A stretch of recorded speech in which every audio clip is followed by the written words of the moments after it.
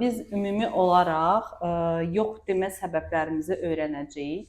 Yəni biz Lamiyə ilə daha doğrusu yox deməməyin Hı səbəblərini hı. danışacağıq və daha sonra sizinlə birlikdə araşdıracağıq görək kimin yox demə səbəbi nədir?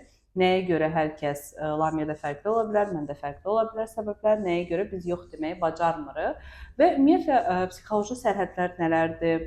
Bunları necə düzgün qurmaq lazımdır? Hətta uşaqlıqdan bu necə olmalıdır və əgər aranızda valideyn olanlar varsa və hazırlaşanlar varsa, təbii ki, sizin üçün də bu faydalı olacaq ki, gələcəkdə və ya hal-hazırda indiki dövrdə övladınıza bunu tətbiq edəsiniz Eynən. və gələcəkdə sizin yaşadıklarınızı yox deyə bilməməyi ki, biz hamımız demək olar ki, bu yoldan keçmişik. Vaxtında zamanda Leyla da, mən də. Hamımız keçmişik və bilirik ki, bu necə bir şeydir və bundan sonraki gələn duyğular nələrdir və bununla yaşamaq həqiqətən çox çətindir. Çünki bir yerdən sonra artıq bu Lamiənin dediyi kimi əzab verməyə başlayır və bizi bir çox yerdə addım atmağa imkan vermir.